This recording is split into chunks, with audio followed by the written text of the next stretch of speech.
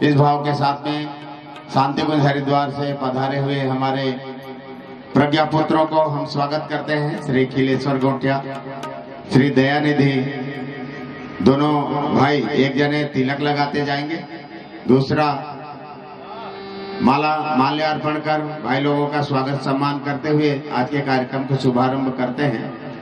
और हमारे महाराज जी लोग भी आ रहे हैं, आ जाइए आप लोग। ओम चंदनस्य महत्पुण्यम पवित्रम पापनाशनम आपदाम हरते नित्यम लक्ष्मीस्तिष्ठते सर्वे श्रियम्। ओम मंगलम भगवान विष्णु मंगलम गरुडध्वज मंगलम पुंडरीकाक्षो मंगलायतनो हरि। ओम त्र्यंबकं यजामहे सुगंधिं पुष्टिवर्धनम् उर्वारुकमिव बन्धनान् मृत्योर्मुक्ष्यमामृतात्। ओम एकाक्षो मंगलायतनो हरि। गुरुर्ब्रह्मा गुरुर्विष्णु गुरुरेव महेश्वरः गुरुरेव परब्रह्म तस्मै श्री गुरवे नमः। हरने को अज्ञान ज्ञान की ज्योति अखंड जलाई, भूपर लाने स्वर्ग योजना युग निर्माण चलाई। ज्ञान यज्ञ के दिए समर्पित जिनका जीवन सारा, उन सद्गुरु श्री राम चरण में विनम्र प्रणाम हमारा। सभी पूजा के योग्य शक्ति स्वरूपा माताएं, बहनों और भाइयों, आप दूर दूर से आ रहे हैं, इसका अर्थ यह है कि आपको बात कुछ समझ में आ रही है। हम अपनी जो बात कह रहे हैं वो कुछ बात में दम है ना, कुछ ढंग की बात कह रहे हैं, ऐसा लग रहा है।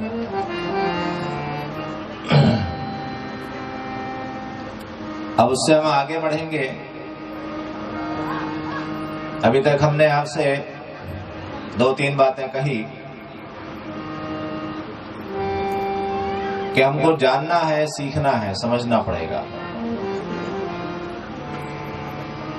जिस देश में हमने जन्म लिया है वो ज्ञान और विज्ञान का देश है, और यहाँ पर हमने मनुष्य में देवत्व का उदय करने के प्रयोग किए, और हमारे आसपास सुविधाओं के और उपकरणों के ढेर लग गए।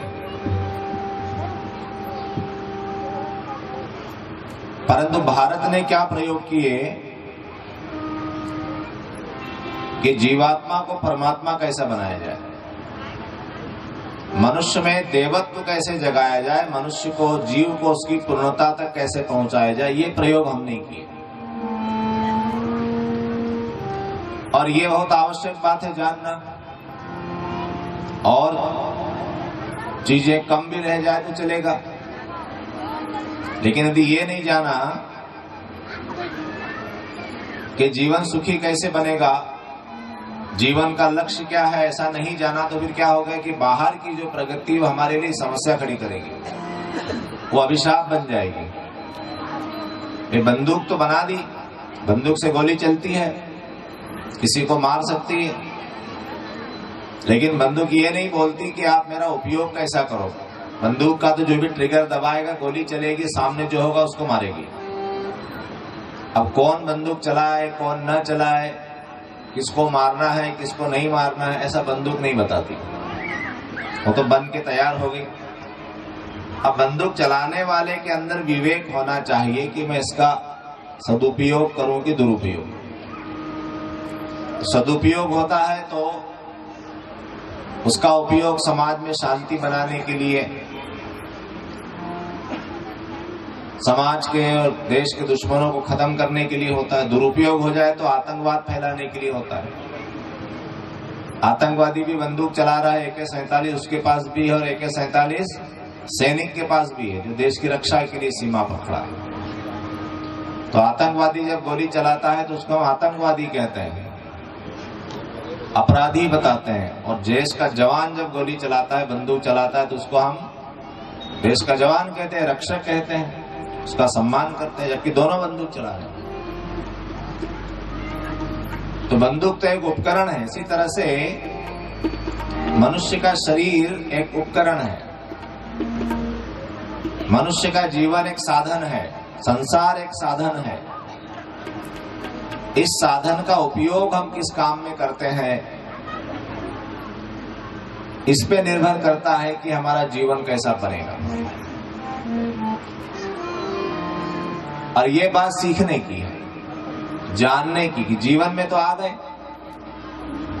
आप बाजार से कोई उपकरण लाते हैं, कोई मशीन लाते हैं, तो मशीन जब लाते हैं तो उसके साथ में एक यूजर मैनुअल आता है, छोटी सी किताब आती है। छोटी सी किताब न हो तो एक फोल्डर आता है, कुछ न कुछ भी आता जरूर है उसमें साथ में। क्या लिखा रहता है कि ये मशीन क्या क्या काम करती है, इससे क्या क्या काम लिए जा सकते हैं, मिक्सर है, ग्राइंडर है, जूसर है, इसको काम में लेने में क्या क्या सावधानी रखना चाहिए, इसमें खराबी क्या क्या आ सकती है। ऐसा वो छोटी सी किताब में या कागज में लिख कर आता है साथ में, या उसके बॉक्स पर लिखा होता है। उसको पढ़कर हम उस मशीन का उपयोग समझते हैं कि भाई पहले पढ़ लो इसको कैसे चलाना है। वॉशिंग मशीन आप लाए तो इसको चलाना कैसे है, गाड़ी आप लाएंगे, मोटरसाइकिल लाएंगे, कार लाएंगे, उसके साथ एक यूजर मैनुअल मिलेगा, इसको कैसे चलाना है, इसका गियर सिस्टम कैसा है, इसमें हवा का प्रेशर कैसा रखना चाहिए, सर्विस कब कब कराना है। तभी हम उसका ठीक उपयोग कर सकते हैं, नहीं तो क्या हो जाएगा कि जिस मशीन को हम अपनी सुविधा के लिए लाए हैं वो हमारे लिए समस्या बन जाएगी। काम बिगड़ेगा, पैसा बिगड़ेगा, गाड़ी है, वाहन है तो दुर्घटना हो जाएगी, हमको पता नहीं कि इसको कैसे चलाना है। तो ये मनुष्य का जो जीवन हमको मिल गया, इसका यूजर मैनुअल कहाँ है? इसका भी तो यूजर मैनुअल होना चाहिए ना, कि भाई कैसे चलाएं इसको कैसे काम में लेना है, क्या क्या काम पर चलता है, इसमें क्या सावधानी रखना है, इसमें क्या क्या खराबी आ जाती है। ऐसा तो कुछ न कुछ होगा ना, और नहीं होगा तो फिर क्या होगा? अब बिना सीखे हुए चलाएंगे तो क्या होगा? छोटे बच्चे को हम गाड़ी नहीं देते, सीख ले पहले, लाइसेंस बनवा ले। आजकल तो यदि बच्चे गाड़ी चलाते पकड़े गए तो माता पिता को पेनल्टी होती, सजा होती है कि 18 साल से कम बच्चे को आपने गाड़ी क्यों दी, क्योंकि वो जिम्मेदार नहीं है, सीखा नहीं उसने, लाइसेंस अभी नहीं लिया है। तो हमारे जीवन का लाइसेंस या हमारे जीवन को जीना हमने सीखा, इसका यूजर मैनुअल कहाँ है? इसी को ज्ञान कहते हैं। जितने भी हमारे ग्रंथ हैं, जितने भी हमारे उपनिषद हैं, जितने भी स्मृतियां हैं, जितने भी वेद हैं, जितने भी गीता है, जितना भी रामायण है, जितना भी सब है, इसमें क्या है? इसमें ये बताया गया है कि जीवन को कैसे जियोगे, कहां कहां पर दिक्कत आएगी, कहां क्या परेशानी आएगी, कैसे उसको आप डील करोगे और जीवन का लक्ष्य प्राप्त करोगे। जीवन का लक्ष्य क्या है, किस काम के लिए जीवन मिला है, ऐसा पता होना चाहिए। भाई ट्रैक्टर है और कार है, तो साहब हम कार से खेत में काम करेंगे और ट्रैक्टर से क्या करेंगे? यात्रा करेंगे, तो क्या होगा? कर सकते हो, लेकिन ट्रैक्टर से यात्रा करोगे तो ठीक से हो नहीं पाएगा, और कार से यदि खेती में काम करोगे तो वो भी नहीं हो पाएगा, और गाड़ी खराब होगी अलग, दोनों चीज नहीं हो सकती। तो किस तरह से हम अपने इस जीवन का उपयोग करें, जानने की आवश्यकता है। और आज हमारे जीवन में जो भी परेशानियां हैं, समाज में जो भी दिक्कतें हैं, उसका कारण यह है कि हमने जीवन जीना सीखा नहीं। किसी सदगुरु के चरणों में बैठकर हम सीखें, कृपया आप हमारा मार्गदर्शन करें। एक समय वो था जब हमारे कुलगुरु हुआ करते थे, उनके पास जाकर हम विचार करते थे कि ये कैसे करना है, तो उन गुरुओं का, उन ऋषियों का मार्गदर्शन लेकर हम जीवन जीते थे। आज वो बात हमारे जीवन से निकल गई। इस कारण जीवन हमारा अंधकार में पड़ा हुआ है। इसी अंधकार को दूर करने के लिए ज्ञान यज्ञ की लाल मशाल का अवतरण हुआ है। आपने मशाल का चित्र देखा ना, यहाँ भी रखा हुआ है। तो आज के युग की समस्या क्या है? भाई यही अज्ञान है। अज्ञान से अनास्था पैदा होती है। कुछ जानते नहीं, और जब कुछ जानते नहीं तो बोल देते अरे सब बेकार की बातें, कुछ नहीं होता। किसी बात पर आस्था है, जीवन के जीने का कुछ विचार है, किस विचार के आधार पर जीवन जिया जाएगा, ऐसे कुछ बात है।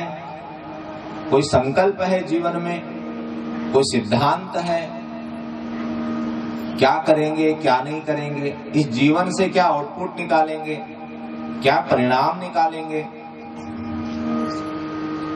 एक बच्चा पढ़ाई करता है 10 महीने 11 महीने, फिर परीक्षा होती है, फिर हम पूछते हैं भाई क्या रिजल्ट रहा? ठीक है साहब 10वीं में आ गए, 9वीं से 10वीं में आ गए, 10वीं से 11वीं में आ गए, सब ग्रेजुएशन पूरा हो गया, अच्छी बात है।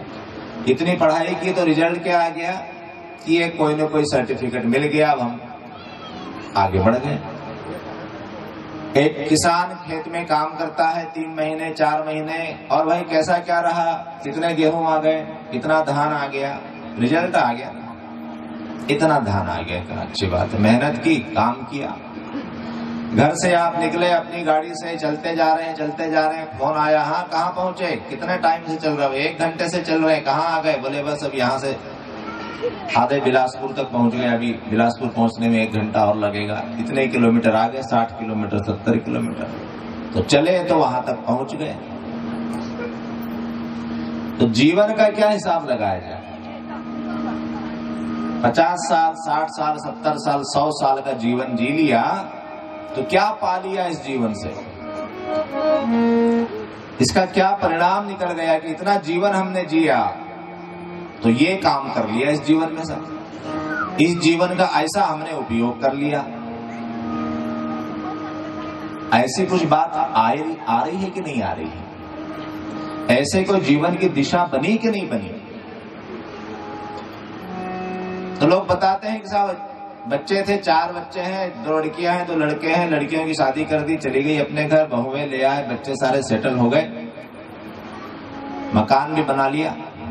एक मकान यहाँ बना लिया, एक मकान बिलासपुर में बना लिया, एक मकान रायपुर में बना लिया। ये क्या हुआ? हाँ, दिखाई पड़ता है कि काम हुआ, और सब लोग एक दूसरे को यही पूछते हैं, है ना? तो ये तो क्या हुआ? ये तो सामान इकट्ठा करना हुआ, जीवन जीने की व्यवस्था बनाना हुआ। ठीक है, शरीर है तो खाना कपड़ा मकान चाहिए, अच्छी बात है, लेकिन जीवन किस काम के लिए? जीवन इस काम के लिए थोड़ी मिला। ये तो हमको करना पड़ता है, ठीक है, आवश्यकता है हमारी, तो करना पड़ता है, लेकिन जीवन का उपयोग क्या हुआ? अभी वो प्रश्न खड़ा है। एक 18 वर्ष का बालक अपने गुरु के साथ वन मार्ग से जा रहा है, जंगल के मार्ग से जा रहा है। हो सकता है आपके आसपास की कहीं कोई बात हो, त्रेता युग की बात है। तो एक स्थान ऐसा आया कि जहां बहुत सारे लोग मरे पड़े थे, लाशें पड़ी थी, सड़ गल रही थी, हड्डियां पड़ी थी ढेर, सारी बस्ती जो है वो पूरी बर्बाद हुई थी। उस बालक ने अपने गुरुजी से पूछा कि गुरुदेव ये क्या है, ये कौन लोग यहाँ मरे पड़े हैं, और ये इतना ये सब तबाही जो हम देख रहे हैं, ये विनाश विध्वंस, ये कैसे हुआ? तो उसके गुरु ने कहा कि बेटा, गुरु बड़े दुखी हो गए, आंखों में आंसू भर लिए।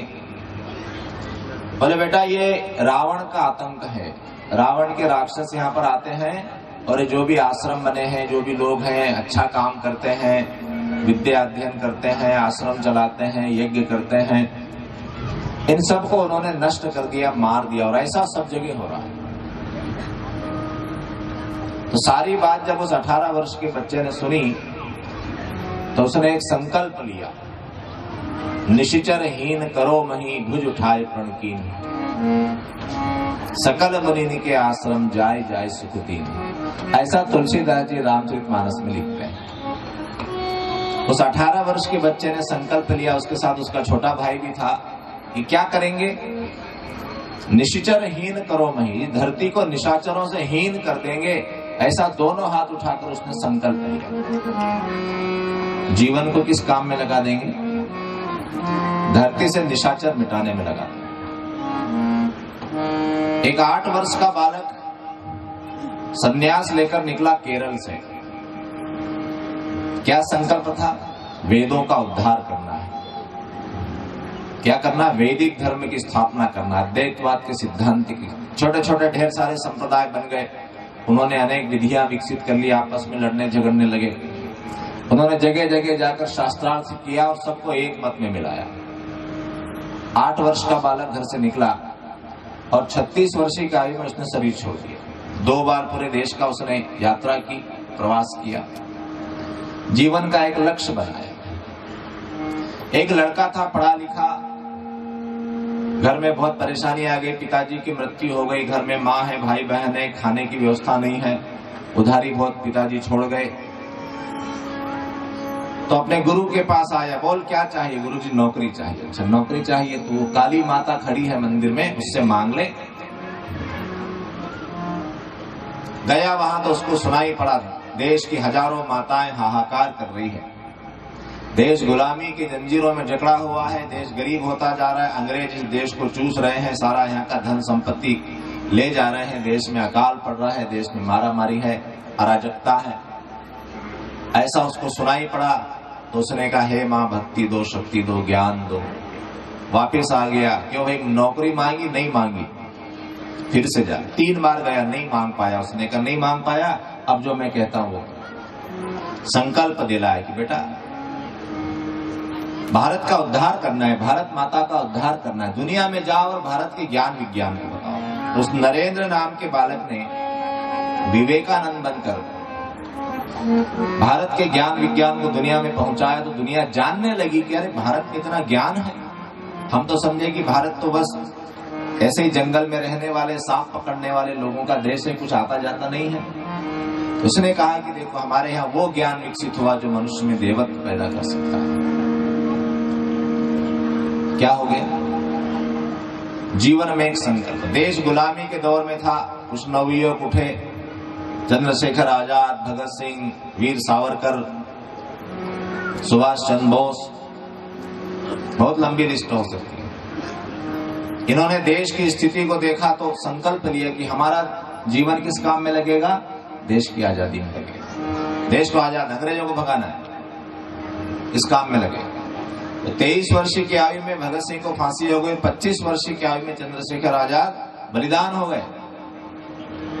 सुभाष चंद्र बोस ने आजाद हिंद फौज बनाई और उन्होंने फौज बनाकर देश पर चढ़ाई कर दी कि अंग्रेजों की सेना को खत्म करना है। क्या हुआ? तो भाइयों बहनों, बात ये कर रहे हैं कि जीवन में यदि कोई संकल्प न हो, जीवन किस काम में लग रहा है, तो कैसा जीवन होगा? हम अपने अंदर देखें कि हमारा जीवन किस संकल्प में लग रहा है। तो जब जब ऐसे संकल्पवान मनुष्य संसार में कम हो जाते हैं, सब अपनी अपनी व्यवस्था में लग रहे हैं, कहीं भी चले जाएं, राजनीति में चले जाएं, नौकरी में चले जाएं, व्यापार में चले जाएं, कहीं भी चले जाएं, लेकिन क्या कर रहे हैं?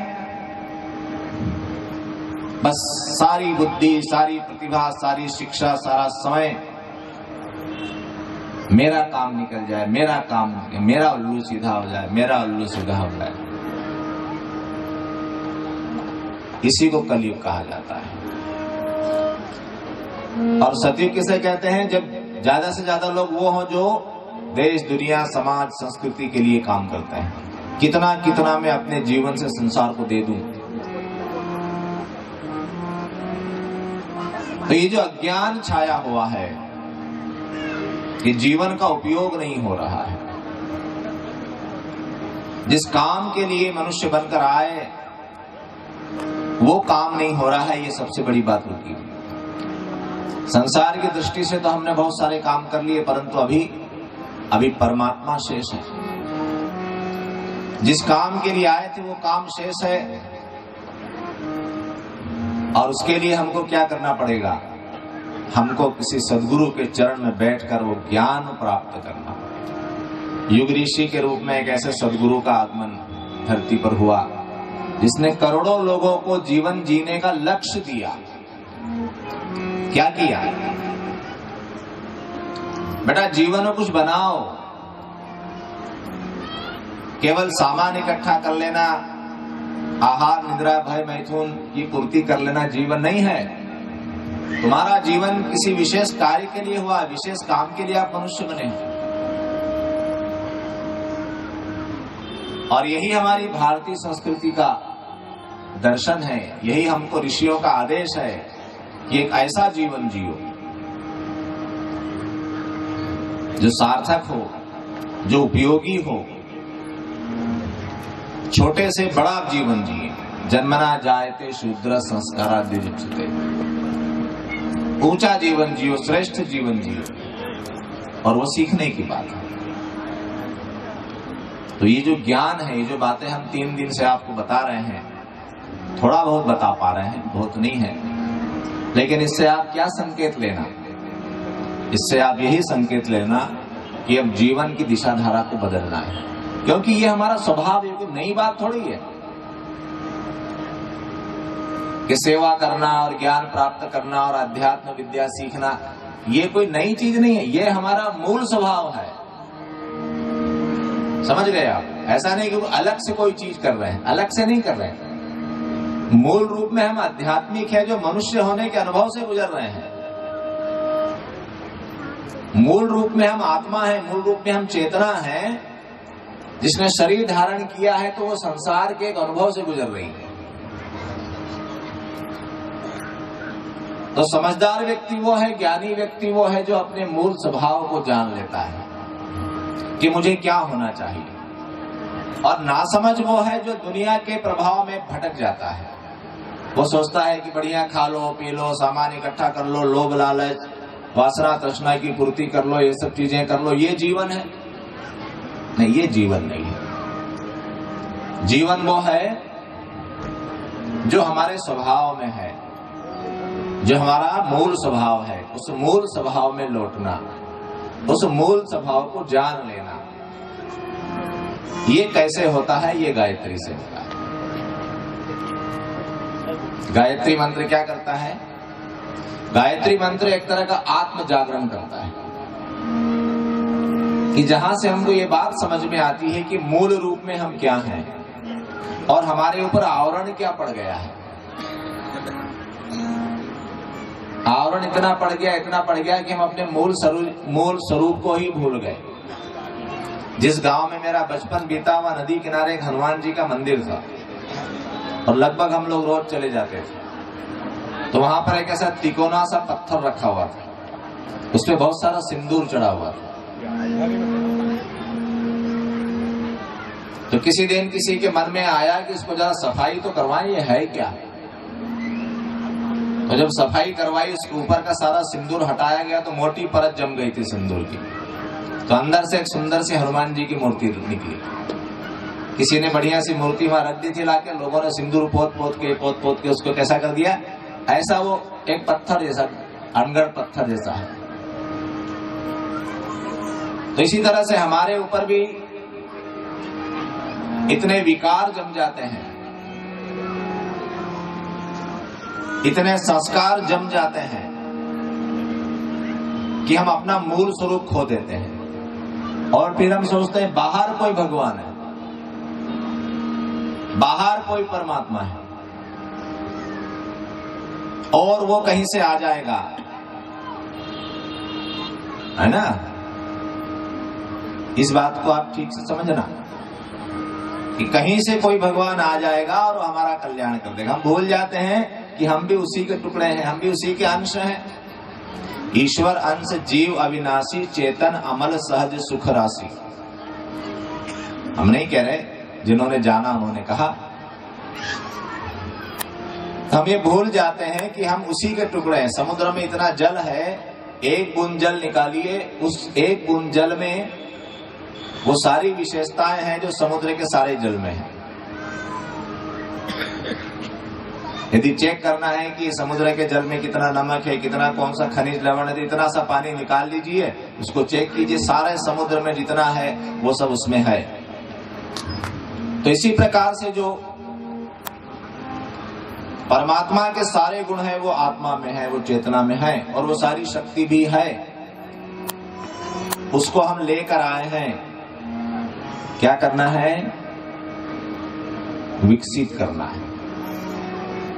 जैसे एक स्त्री गर्भ धारण करती है, एक छोटा सा जीव, इतना छोटा सा जिसको हम आंखों से देख भी नहीं सकते, वो छोटा सा जीव उसके गर्भ में प्रवेश करके वहां स्थापित होता है और कुछ समय बाद एक पूरा शरीर बनकर सामने आता है।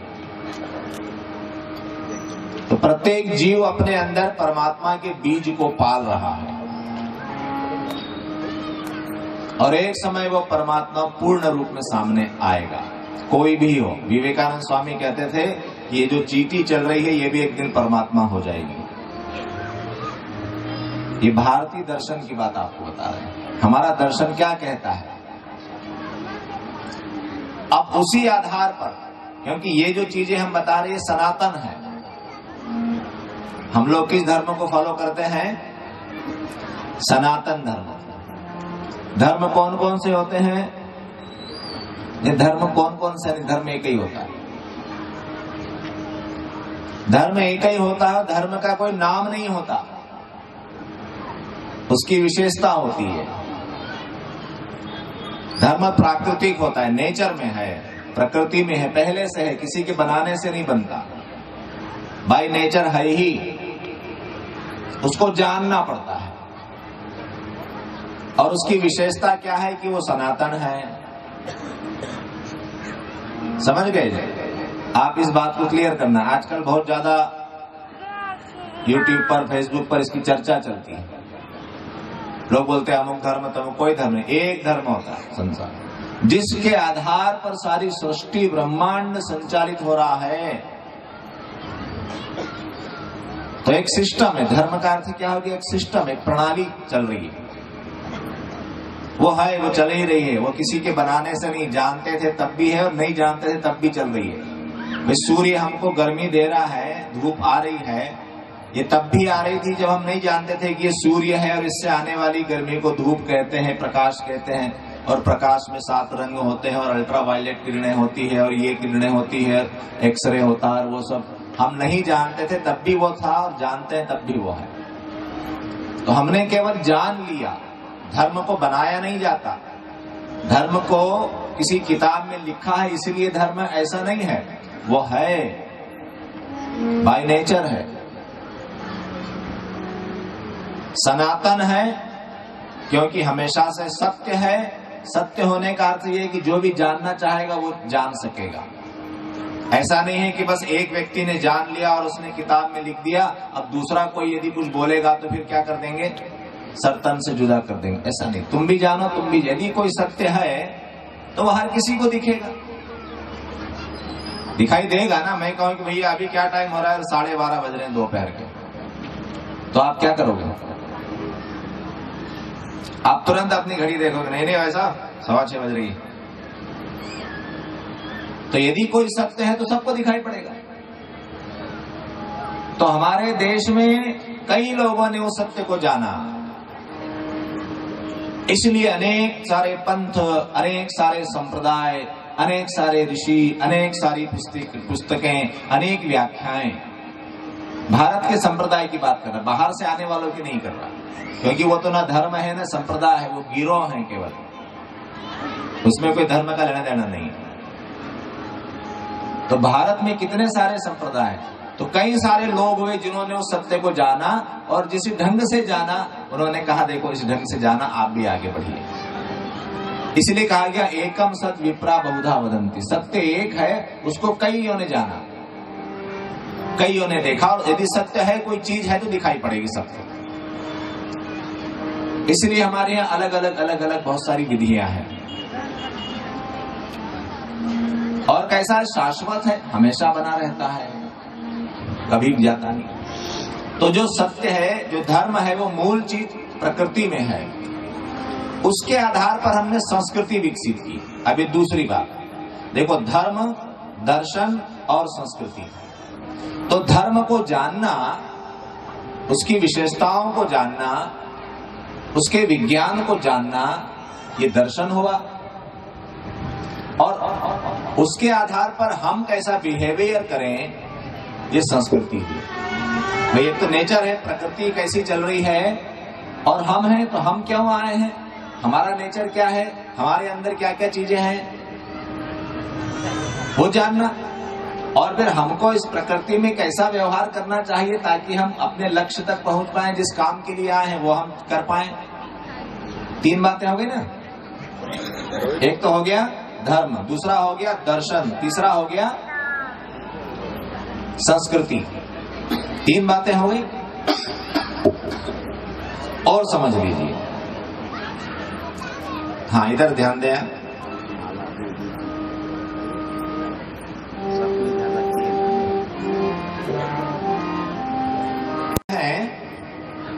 तो खेती का मूल विज्ञान प्रकृति ने हमको दिया है। क्या विज्ञान दिया है कि जमीन में यदि दाना डालेंगे तो वो उगेगा। ये हमने नहीं बनाया, ये तो बाय नेचर है। और जमीन में दाना पड़ेगा तो उगेगा, उसके फूल फल आएंगे।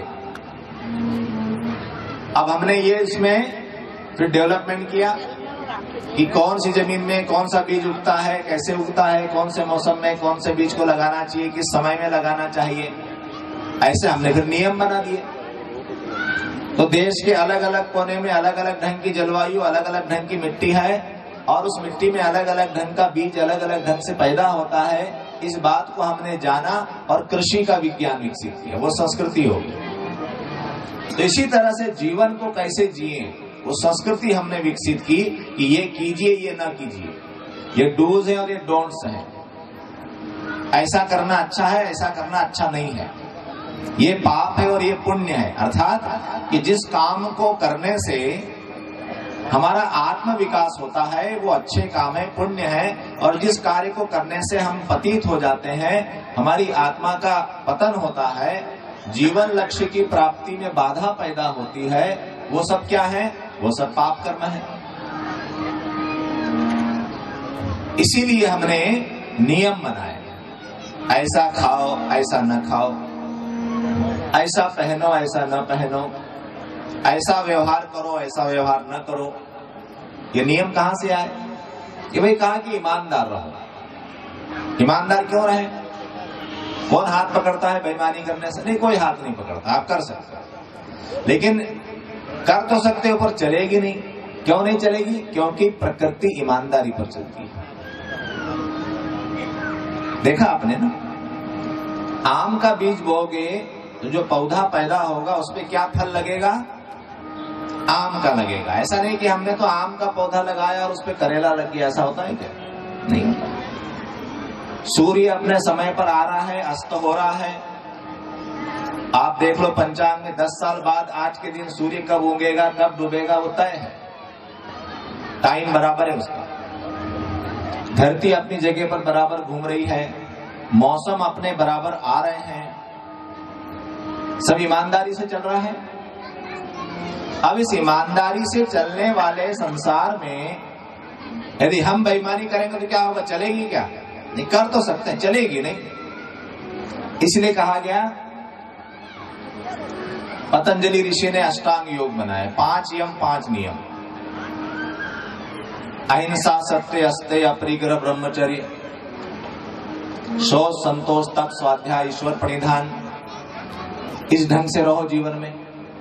क्यों रहो?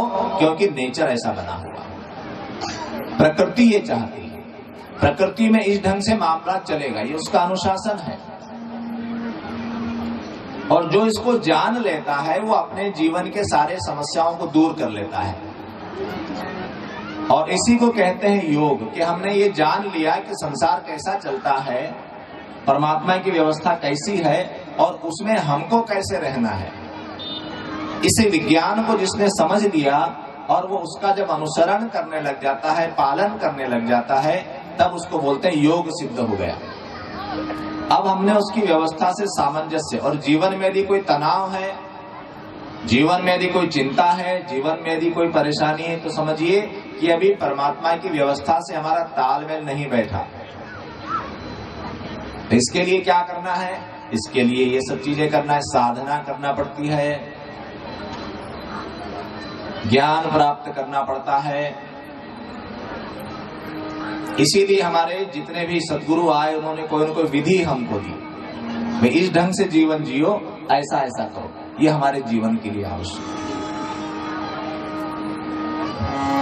युग युग से कर्म करो, कर्म में ऐसे मर्म भरो, युग युग तक जग याद करे तुम, ऐसे कर्म करो, कर्म में ऐसे मर्म भरो।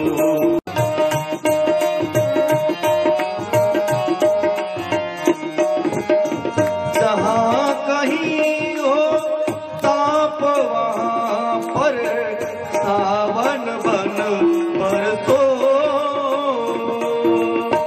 जहाँ कहीं हो ताप वहाँ पर सावन बन बरसो, दिन दो चार बरसो, मरुस्थल मधुबन बने जहाँ पर, दिन दो चार बरसो, दिन दो चार बरसो,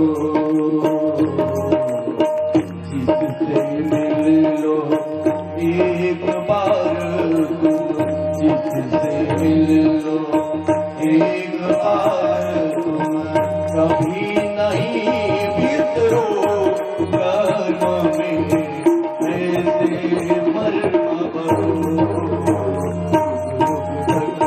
जग याद करे।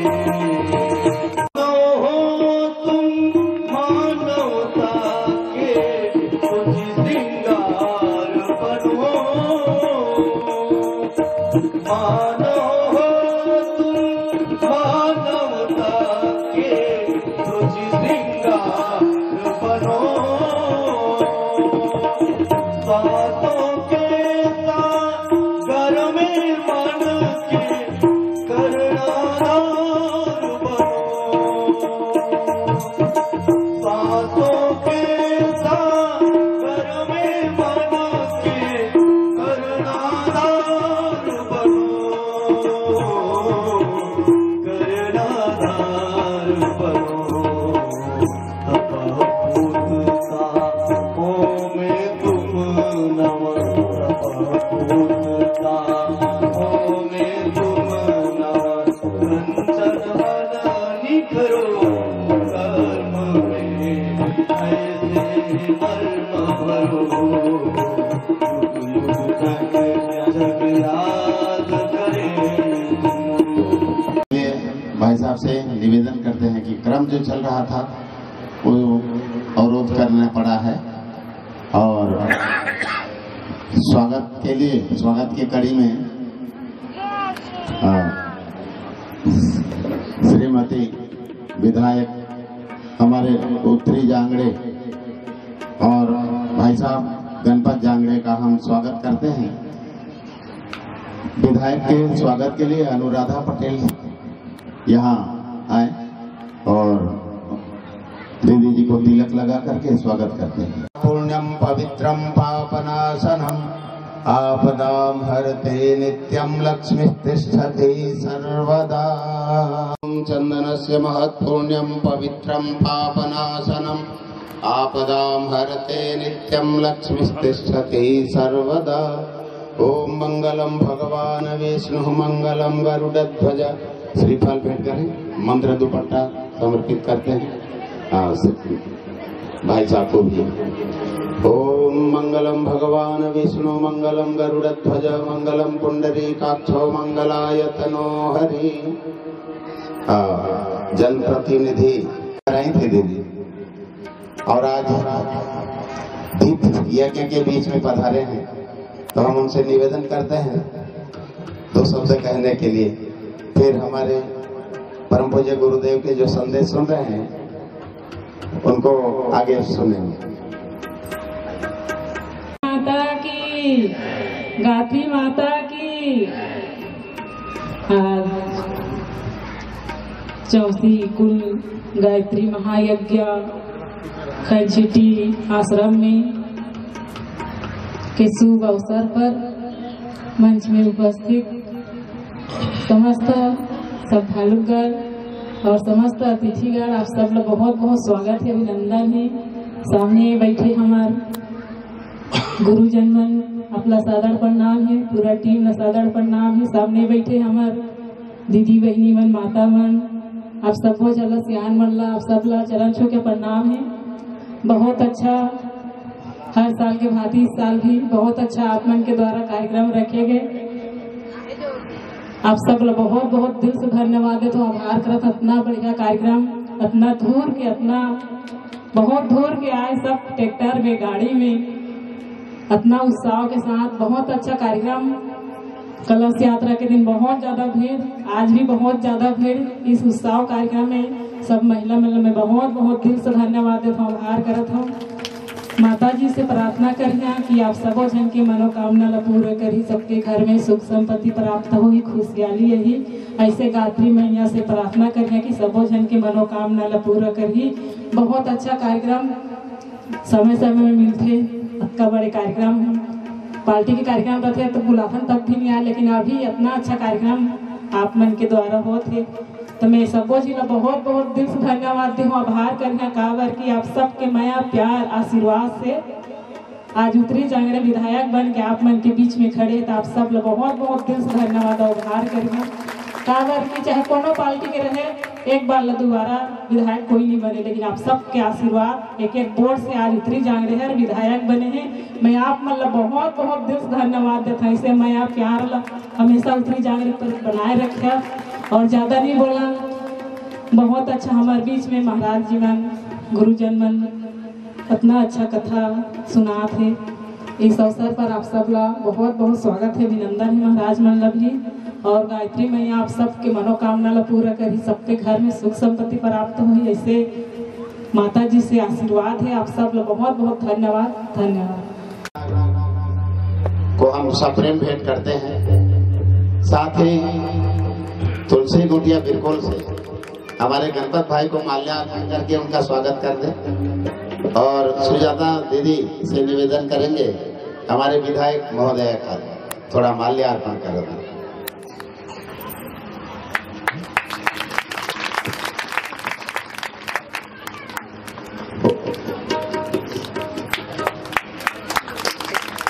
और व्यवहारिक जीवन प्रणाली को फॉलो करते हैं, उसका अनुसरण करते हैं, और उसको हम इसलिए सनातन धर्म कहते हैं। और ये वो ज्ञान और विज्ञान है कि जो भी व्यक्ति थोड़ा जानना चाहेगा तो उसको ये ज्ञान और विज्ञान मिल जाएगा। तो जिसने भी सत्य को जानने का प्रयास किया, सत्य को जानने की जिज्ञासा पैदा की, वो भारत आया। इसलिए हमारी ये जो परंपरा है हजारों साल पुरानी, कब से चल रहा है कोई इतिहास का हम हिसाब नहीं लगा सकते, कब से ज्ञान चल रहा है, क्योंकि ये शाश्वत है, इसको कोई मिटा नहीं सकता। क्योंकि ये किसी व्यक्ति का मोहताज नहीं है। जो भारतीय दर्शन है वो किसी व्यक्ति के पीछे नहीं चलता है ना। तो दूसरे आप जो विचार बाहर से आए देखिए, वो एक व्यक्ति के पीछे चलते हैं। एक व्यक्ति को हटा दिया जाए तो कुछ नहीं बचेगा। लेकिन भारतीय जो विचार है, भारतीय संस्कृति है, भारतीय दर्शन है, उसमें से आप रामचंद्र जी को हटा दीजिए तो भी चलता रहेगा, कृष्ण को हटा दीजिए तो भी चलता रहेगा, क्योंकि उससे भी पहले से ये बात चली आ रही है। ये ज्ञान उसके भी पहले से चला आ रहा है। तो किसी व्यक्ति के पीछे, किसी किताब के पीछे नहीं चलने वाला है। और आज भी लोग हैं जो उस ज्ञान और विज्ञान को आगे बढ़ा रहे हैं। परम पूज्य गुरुदेव आए, उन्होंने उस ज्ञान और विज्ञान को नए सिरे से आगे बढ़ाया, व्यवहारिक रूप में हमको बताया, वैज्ञानिक रूप में हमको बताया, और सारी दुनिया इस बात को सीख रही है। सारी दुनिया में तेजी से बढ़ता हुआ यदि कोई विचार है, कोई दर्शन है, तो भारतीय दर्शन है, सनातन धर्म है। तो सनातन धर्म दुनिया में सबसे तेजी से बढ़ता हुआ है, क्योंकि वैज्ञानिक है। जो भी व्यक्ति इसमें जो भी रीति रिवाज है, जो भी विधियां हैं, बड़ी वैज्ञानिक है। जो भी विचार है वो वैज्ञानिक है, और उसका परिणाम जो जानने वाले हैं वो देख रहे हैं कि हाँ भाई ये वास्तव में इसमें कोई दम वाली बात है कि हवा में कह दिया। नहीं साहब, इसमें कोई दम वाली बात है कि साहब आप पूजा क्यों कर रहे हो, आप मंत्र क्यों बोल रहे हो, मंत्र का विज्ञान क्या है, शब्द के विज्ञान, ध्वनि के विज्ञान के आधार पर मंत्र बने हैं। आप जनेऊ पहन रहे हो तो उसका क्या लाभ है, शिखा रख रहे हो तो उसका क्या लाभ है, सुबह उठ के आप ध्यान कर रहे हैं सूर्य का तो उसका क्या लाभ है, वो अब दुनिया देख रही है और दुनिया उसको फॉलो कर रही है। इसलिए हमको क्या करना चाहिए कि जब हम इस देश में है तो हमको इसको जानना चाहिए। तो ये जो अभियान गुरुदेव ने प्रारंभ किया इसीलिए किया कि ज्ञान घर घर तक पहुंचे, क्योंकि समस्या एक ही है, समस्या कोई और दूसरी नहीं है, केवल एक ही है कि वो ज्ञान नहीं है हमको। कल हमने आपको संस्कार का विज्ञान बताया, 16 संस्कार कैसे होते हैं। उसके पहले दिन हमने आपको गायत्री का विज्ञान बताया, आज सुबह यज्ञ का विज्ञान बताया। तो ये सब वैज्ञानिक प्रक्रियाएं हैं, लेकिन हमारे जीवन से दूर हो गई हैं, इसलिए हमारे जीवन में अंधकार आ गया। तो क्या करना पड़ेगा, इस ज्ञान के दीपक को फिर जलाना पड़ेगा। तो ज्ञान का दीपक जब जलेगा, प्रज्वलित होगा, तो अंधेरा दूर हटेगा। इस कार्यक्रम का उद्देश्य यही है। अब क्या करें साहब, अब हम आगे तो बढ़ना चाहते हैं, कोशिश तो करते हैं, लेकिन बढ़ नहीं पाते हैं, है ना। बातें बड़ी अच्छी लगती हैं, कुछ करना भी है, लेकिन क्यों नहीं बढ़ पाते हैं, अब उस पर हम आते हैं, है ना। देखो एक बड़ी अच्छी कहानी प्रज्ञा पुराण में गुरुदेव ने लिखी। कहानी यह है कि मथुरा नगरी है, मथुरा आप सबने सुना है भगवान कृष्ण की नगरी है। तो शाम के समय कुछ 5-7 लोग वहां के यमुना नदी के किनारे घूमने आए। गर्मी के दिन थे, तो गर्मी के दिन में कुछ भांग वांग वो खा लेते हैं या पी लेते हैं ठंडाई के लिए, औषधि के रूप में, तो उसका नशा भी आता है। तो यमुना नदी के किनारे वो घूम रहे थे, उनका मन हुआ कि हम गोकुल चलें और भगवान की आरती में सम्मिलित हों।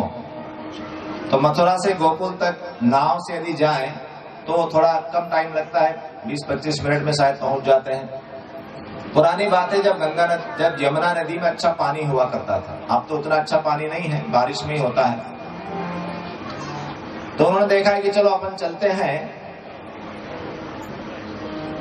तो नाव के पास गए, किनारे पे नाव थी। तो नाव चलाने वाले को आवाज लगाई, कहीं दिखाई पड़ा नहीं। तो बोले दादा ऐसा करते हैं, हम खुद ही नाव चला लेते हैं। नाव चलाना कौन बड़ी बात है, थोड़ी दूर तो जाना है। तो वो 4-5 नाव में बैठ गए और नाव को चलाने लगे। अब नाव चलाते चलाते एक थक गया, उसने कहा लाओ दादा अब हम चलाते हैं। दूसरा चलाने लगा, फिर तीसरा चलाने लगा। बहुत देर से नाव चला रहे हैं, लेकिन गोकुल नहीं आ रहा है। बहुत टाइम हो गया, क्या बात है गोकुल नहीं आ रहा है, चलो चलो चलते हैं, हवा चल रही है सामने की, ऐसा है वैसा है, करते करते फिर उनका नशा उतरने लगा धीरे धीरे। उनको लगा कि कुछ न कुछ गड़बड़ है, इतनी देर से नाव चला रहे हैं, गोकुल नहीं आ रहा है। ऐसा करते करते उजाला होने लग गया, दिन निकलने लग गया, थोड़ा थोड़ा प्रकाश हुआ। तो उन्होंने देखा कि हमारी नाव के साथ हम कहीं किनारे पर चल रहे हैं, कोई घाट बना हुआ है और हम वहां चल रहे हैं। एक आदमी उधर से उतर के आ रहा था घाट पर। उन्होंने कहा भैया इधर आओ जरा, ये बताओ ये कौन सी जगह, हम कहाँ चल रहे हैं। उन्होंने कहा महाराज जी ये मथुरा है। अरे मथुरा कैसे है, हम तो रात भर से नाव चला रहे हैं। उसने कहा देखो महाराज जी ऐसा है कि आप रात भर से नाव चला रहे हो, ये बात भी सही है, और ये मथुरा है ये बात भी सही है। और मथुरा से तो हम चले थे, तो दोनों बात सही कैसा है, तो दोनों बात सही ऐसा है कि नाव खूंटे से बंधी हुई है। नाव खूंटे से बंधी हुई है, अब आप चलाओ तो ठीक है, चलाते रहो, पानी में है, कोई सड़क तो है नहीं कि गाड़ी जाम हो जाएगी, पानी में आप चलाते रहो। तो इसी तरह से ये जो कहानी है, ये कहानी गुरुदेव ने हमको बताने के लिए लिखी कि बेटा आपकी जिंदगी की नाव भी खूंटे से बंधी हुई है ना। आगे तो बहुत बढ़ना चाहते हो लेकिन बढ़ नहीं पाते हो, 4 कदम आगे जाते हो, 6 कदम पीछे आ जाते हो। तो मन तो बहुत करता है कि ऐसा भी करें वैसा भी करें, ठीक है, लेकिन कर नहीं पाते हैं। मन तो करता है आगे बढ़ने का लेकिन बढ़ नहीं पाते हैं। तो कौन कौन से खूंटे हैं? 2 हैं महत्वपूर्ण जो हमको दिखाई पड़ते हैं, है ना। ध्यान से आप इन बातों को समझ लेना, क्योंकि हम जो भी बात यहाँ से कहेंगे बहुत काम की बात कहेंगे।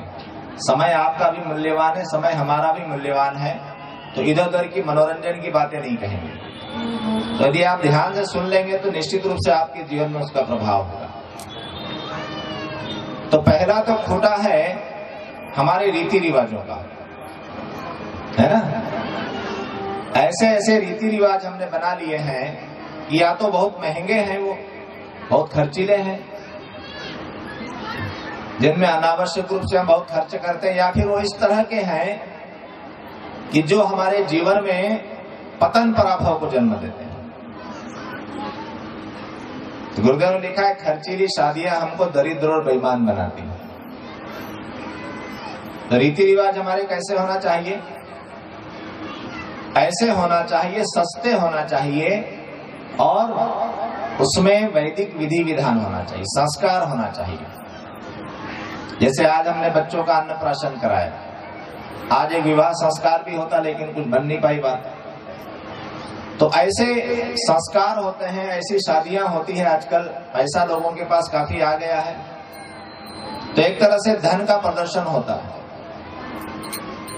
बहुत सारा खाना, बहुत सारा नाचना गाना, बहुत सारा पहनना ओढ़ना, ये सब हो जाता है। लेकिन संस्कार हो रहा है कि नहीं हो रहा है? और खाना पीना भी ऐसा होता है कि वो खाने के लिए कम होता है, दिखाने के लिए ज्यादा होता है। कि हमने कितनी चीजें बनाई हैं देखो। तो जो काम हमारा 10,000 रुपए में बन सकता है, उसके लिए 10 लाख रुपया खर्च करना है। और नई नई परंपराएं सीख ली है। कुछ तो हमको टेंट वालों ने सिखा दी कि खड़े खड़े खाया करो। ये कोई हमारे शास्त्रों में नहीं लिखा है कि खड़े खड़े खाना चाहिए, है ना। ऐसा ढम ढम करके बाजा लगाओ और उस पे कूदो। महिलाएं भी नाच रही है, आदमी लोग भी नाच रहे हैं, सड़क रोक के नाचो। शहरों की शादियां आप देखो, शहर में शादी होती है, सड़क पूरी घेर लेते हैं और सब लोग सड़क पे उछल रहे हैं। भाई क्यों इतना उछल रहे? कौन सा नया काम कर रहे हो? कौन सा बड़ा भारी काम करने जा रहे हो? इससे होगा क्या? इसका परिणाम क्या निकलेगा पता है? नहीं पता है। लेकिन चूंकि सब कर रहे हैं तो हम भी करें। कल मैंने कहा था ना कि हम हमारे सारे काम ऐसे करते हैं कि सब लोग करते हैं तो हम भी करें। फिर उसके लिए बहुत खर्चा करना, फिर उसके लिए दहेज लेना। लड़की के बाप ने क्या दिया, आपके यहाँ हो सकता हो ना हो, लेकिन बिल्कुल सौदा होता है कि हमारा बेटा नौकरी कर रहा है, मास्टर बन गया है, अफसर बन गया है, पुलिस में है, तो इसका कितना पैसा आप दोगे, क्या क्या दोगे हमको, गाड़ी दोगे, कार दोगे, ऐसी चीजें बना ली। तो विवाह करना, शादी करना एक बड़ी समस्या बन गया। समस्या क्यों बन गया? कि लड़के पैदा होना बंद हो गए कि लड़कियां पैदा होना बंद हो गई? समस्या वो नहीं है। समस्या वो है कि लड़के वाला चाहता है कि मुझे ऐसी बहू मिले कि जो अपने माँ बाप की अकेली लड़की हो, पढ़ी लिखी हो, नौकरी भी करती हो, उसके माँ बाप मरने वाले हो जल्दी से, तो उसकी सारी संपत्ति मुझे मिल जाए, दहेज खूब सारा दे दे। और लड़की वाले सोचते हैं कि ऐसा लड़का मिले जो अकेला लड़का हो और मेरी लड़की को इतना सुख से रखे कि उसके पेट का पानी नहीं हिले, कुछ काम वाम नहीं करना पड़े। ये दोनों चीजें कल्पना से बाहर हैं। इस चक्कर में क्या हो जाता है, विवाह एक समस्या है और उसमें बहुत खर्च होता है। फिर क्या हो जाता है, आपके यहाँ जो होते हैं रीति रिवाज, मुझे पता पड़ा धीरे से, मैं आपके बीच में 4 दिन से रह रहा हूँ, कि ऐसे ऐसे रीति रिवाज बनाए हैं आपने कि उसमें बहुत सारे जानवर अपनी जान से चले जाते हैं बेचारे। होता है ऐसा कि नहीं होता है? खूब सारा खाना जानवर खाना, मतलब रोटी सब्जी नहीं खाना, जानवर खाना, और शराब पीना, है ना। अब इसके बीच में ये बताओ कि संस्कार कहाँ हो रहा है? पंडित जी आए कि नहीं आए? उन्होंने 2 बातें वर वधू को बताई कि नहीं बताई कि बेटा देखो गृहस्थी की जिम्मेदारी क्या होती है, गृहस्थ के सिद्धांत क्या होते हैं, आदर्श क्या होते हैं, आगे चल के आपके सामने क्या क्या समस्या आ सकती है, उससे तुम कैसे निपटोगे, एक अच्छी पत्नी कैसे बनना, एक अच्छा पति कैसे बनना, एक अच्छी बहू कैसे बनना, एक अच्छा दामाद कैसे बनना, तुम दोनों की जिम्मेदारियां क्या क्या होने वाली है। ऐसा कोई बता रहा है कि नहीं बता रहा है? ऐसा तो कोई बता रहा नहीं। सारी उछल कूद करके, सारा गाना बजाना करके, फिर अंत में जब पंडित जी का नंबर आता है तो फिर बोल देते हैं कि पंडित थोड़ा जल्दी करा दें। तो भाई आयोजन का प्रयोजन क्या है? विवाह संस्कार क्यों करा रहे हैं? कि वर वधू का जीवन अच्छा बने, और उसके बारे में कोई बात नहीं हो रही है, और सारा तमाशा हो रहा है, और लाखों रुपया खर्चा हो गया, दुनिया भर का कचरा फैला दिया, और दुनिया भर का खाना बना के फेंक दिया, और जहाँ पे जानवर मार के खाते हैं, शराब पीते हैं, लड़ाई झगड़े हो गए, मारपीट हो गई, थाना पुलिस हो गया। ये कौन सा रीति रिवाज है? छोटे छोटे बच्चों की छठी वगैरह जने क्या करते हैं आप, तो उसमें है ना, तो इससे क्या हो जाने वाला है ये बताओ। ठीक है, आपके खाने पीने का शौक पूरा, तो इससे कोई आपका भविष्य उज्जवल बन जाने वाला है क्या? इससे कोई जीवन में सुख शांति आ जाने वाली है क्या? बस एक टाइम का खाना मिल गया,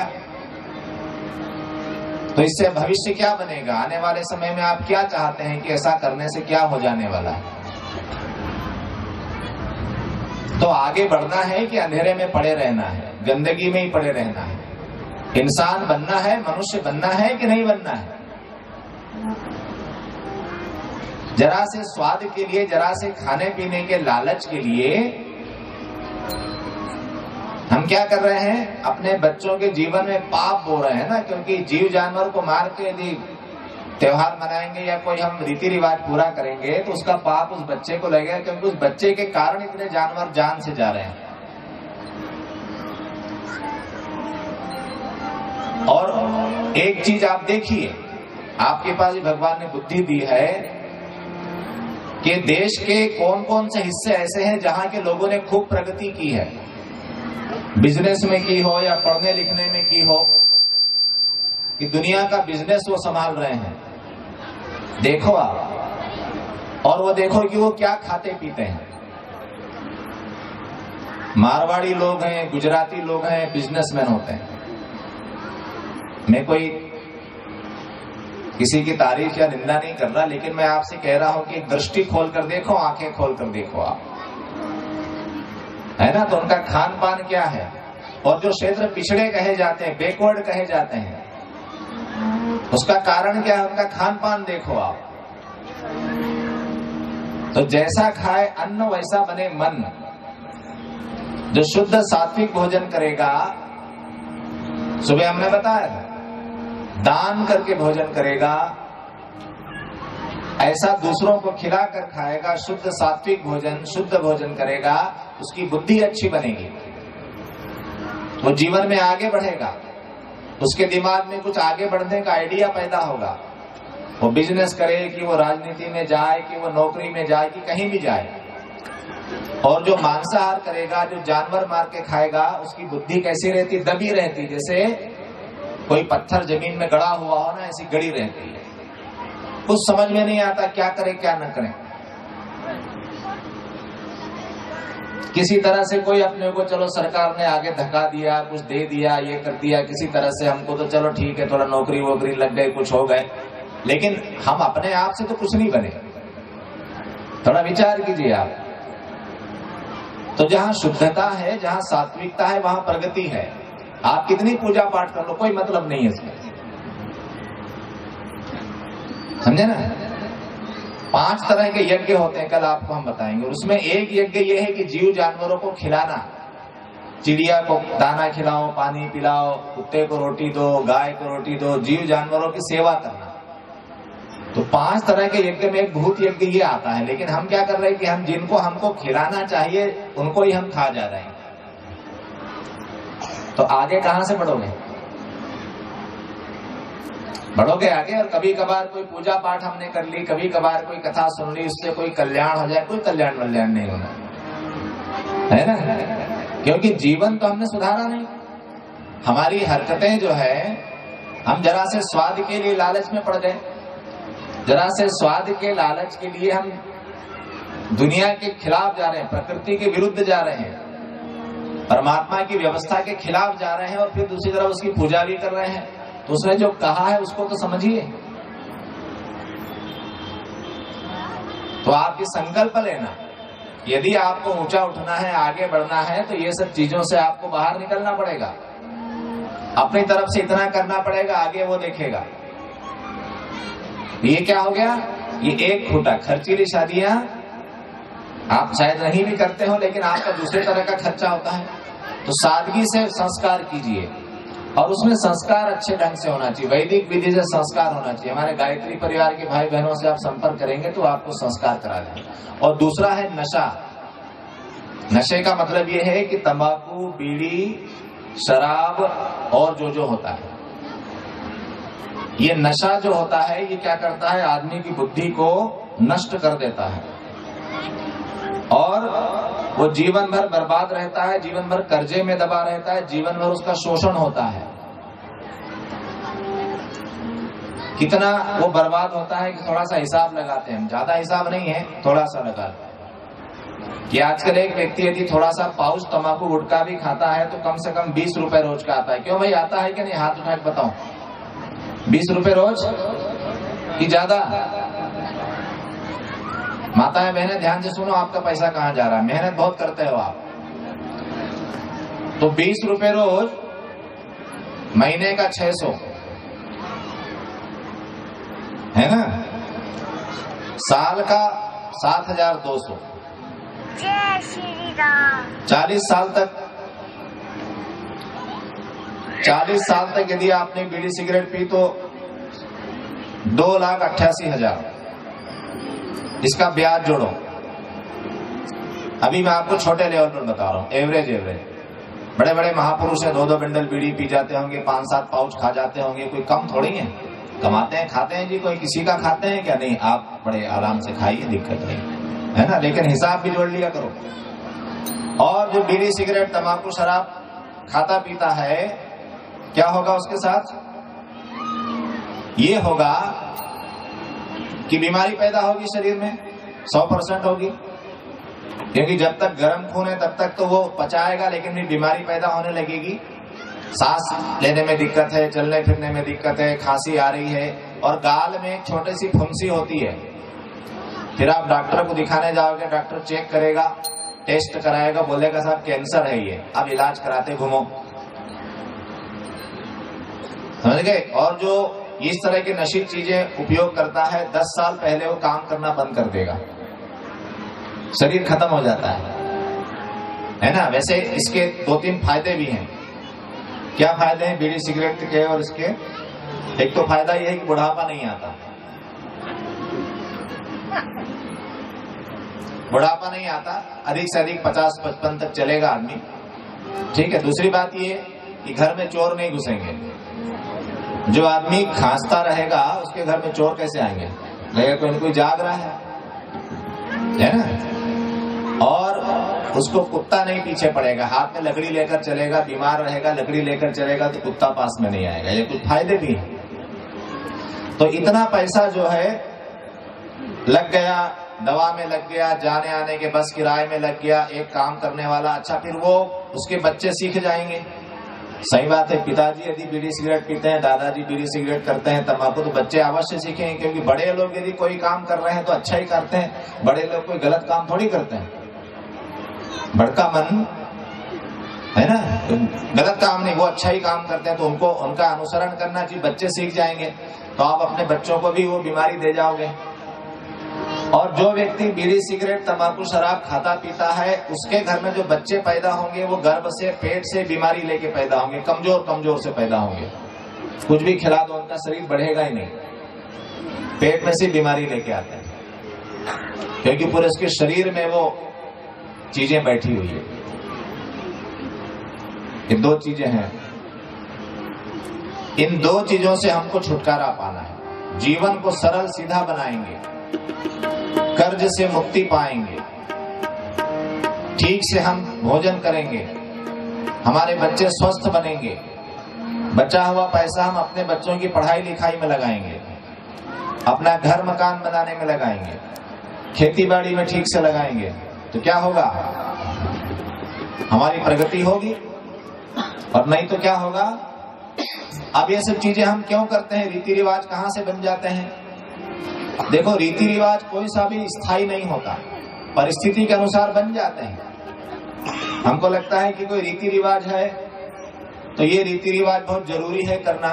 नहीं, कोई रीति रिवाज करना, ये देख लो उसको करने के पहले कि इसको करने से हमको क्या फायदा है। हर काम में हम फायदा देखते हैं ना, तो इसको करने से क्या फायदा मिलने वाला है ये देख लो। और आपको लगता है कि इसको करने से ये फायदा है तो ठीक है। खाने पीने की चीजें भी देख लो कि इससे क्या फायदा है। कि भाई शराब पियो, अच्छी बात है, कोई फायदा है, कोई डॉक्टर बता दे कि इससे ये फायदा है। तंबाकू खाने से ये फायदा है, ऐसा कोई डॉक्टर बता दे तो खाओ।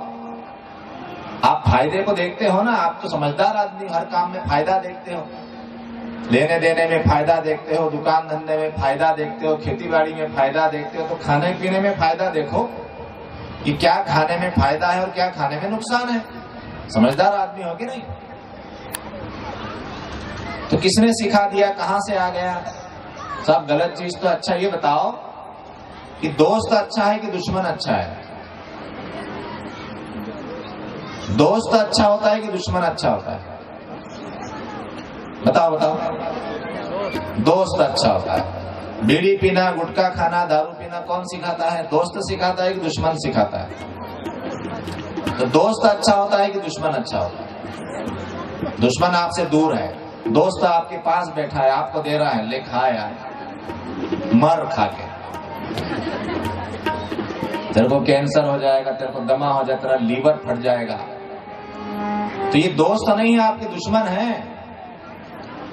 इन दुश्मनों से दूर रहिए जो दोस्त बनकर आपकी जिंदगी खराब कर रहे हैं।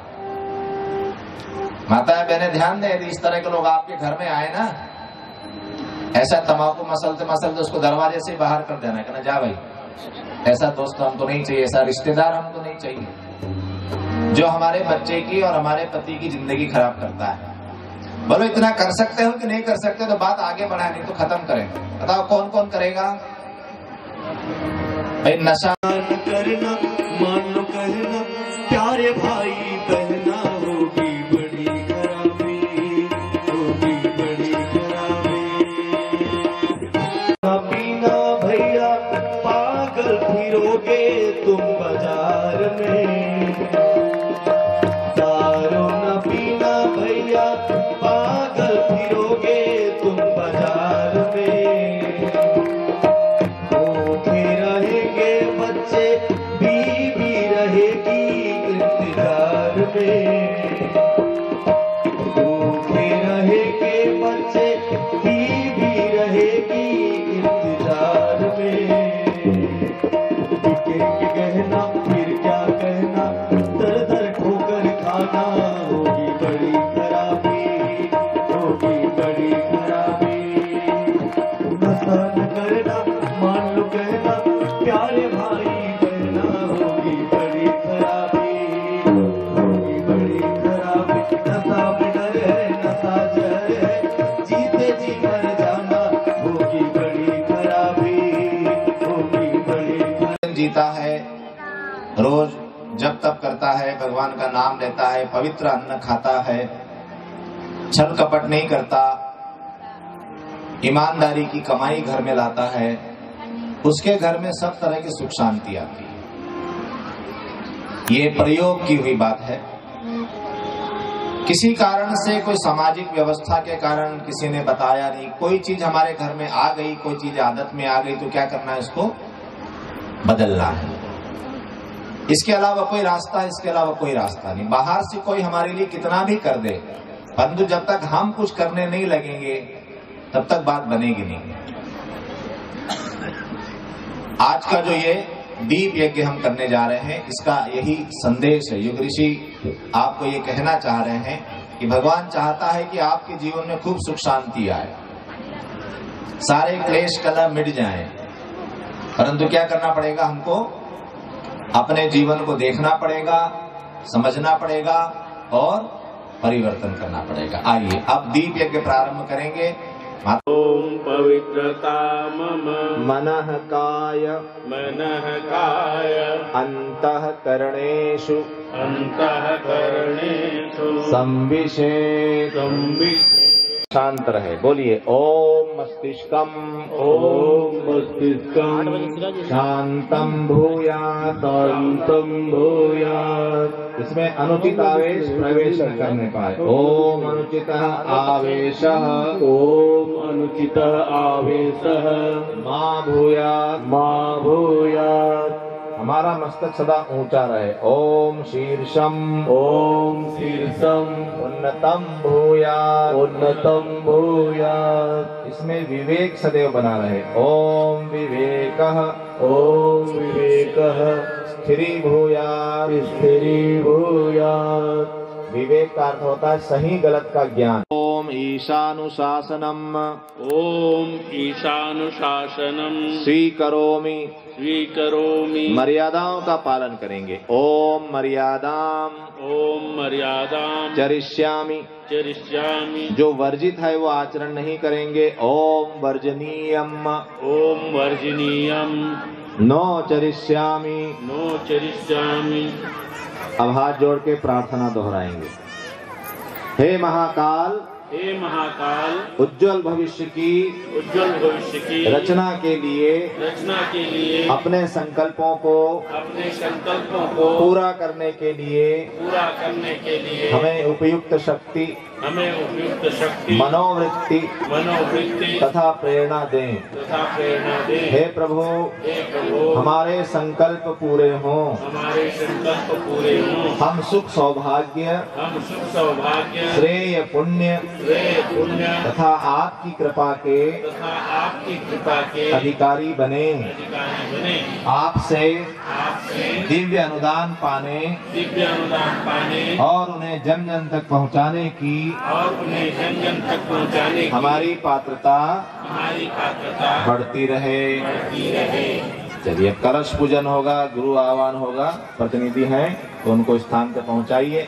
सभी जन हाथ जोड़ते हुए कलश भगवान को स्मरण करते हैं, नमन वंदन करते हैं। ओम अखंड मंडलाकारं व्याप्तं येन चराचरं तत्पदं दर्शितं येन तस्मै श्री गुरवे नमः। यथा सूर्यस्य कान्तिस्तु श्रीरामे विद्यते हिया सर्वशक्ति स्वरूपायै देव्यै भगवत्यै नमः। ओम श्री गुरवे नमः। आवाहयामि स्थापयामि ध्यायामि। नमोऽस्त्वनन्ताय सहस्रमूर्तये सहस्रनाम्ने पुरुषाय शाश्वते सहस्रकोटि युगधारिणे नमः। अब देखिए अग्नि स्थापना करेंगे है। उस थाली के दीपक को जलाएंगे। 2, 3, 4 भाई बहन जो यहाँ पर आकर दीपक जलाएंगे वो ध्यान रखें, मोमबत्ती लेकर एक स्थान पर खड़े होंगे, उसको जलाएंगे और एक ही स्थान पर खड़े रहकर दूर का दीपक पहले जलाएंगे, पास वाला बाद में जलाएंगे। ओम अग्नेय सुपथाराये अस्मान् विश्वानि देववयुनानि विद्वान् युयोध्यस्मज्जुहुराणेनो भूयिष्ठां तेरम विधेम।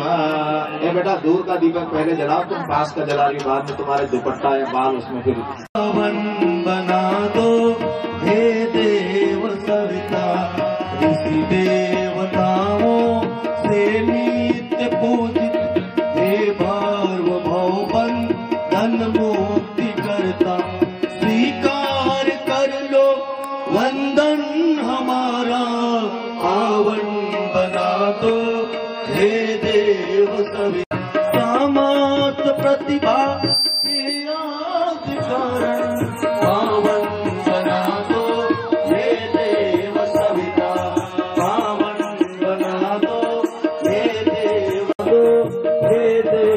सविता योगियों के शुभ मार्ग पावन बना दो हे देव दीपक आओ सुख सौभाग्य सदा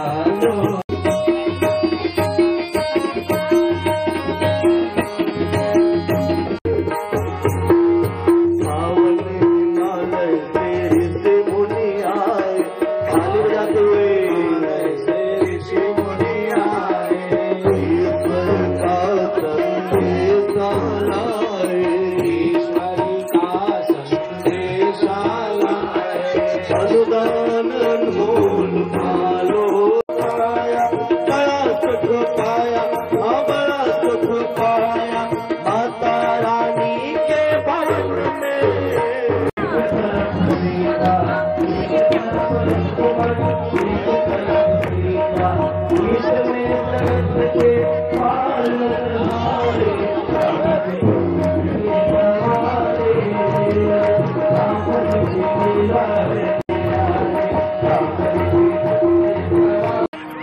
गायत्री मंत्र यहाँ से बोलेंगे, आप सभी बोलें। जिनको नहीं बोलते आता वो भी सीखें, सुने और बोलने का प्रयास करें। बैठ जाए भाई, जो भी खड़े हैं बैठ जाइए, जहाँ है वहाँ बैठ जाइए, खड़े मत रहिए, बैठ जाइए सभी। जो भी खड़े हैं बैठ जाए, सब बच्चों को भी बैठा लीजिए, थोड़ी 10 मिनट के लिए बैठ जाइए।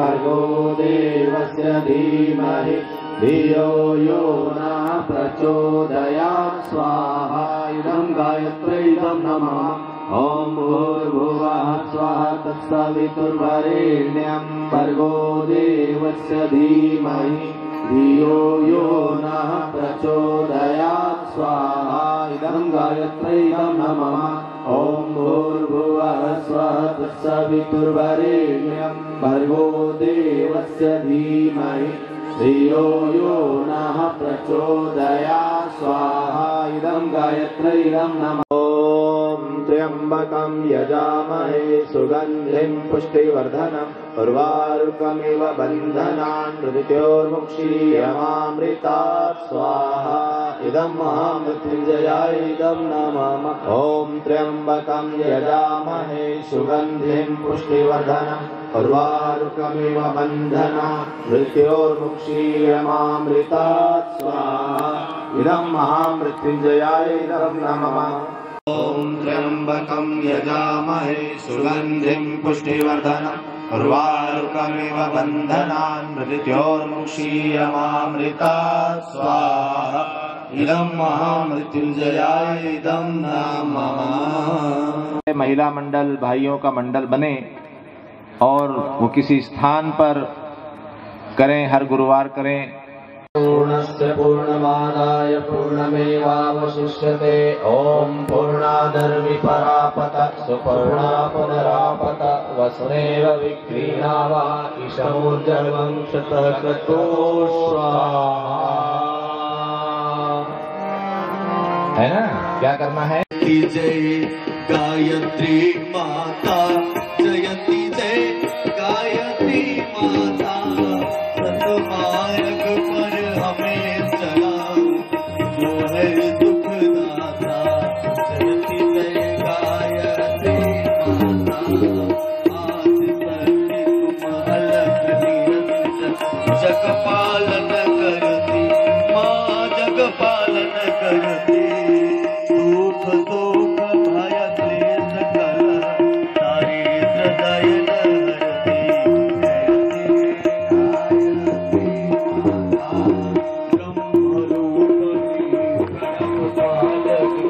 जगत धात्री जगत धात्री ओ भयहारी जनहितकारी सुखदा जगत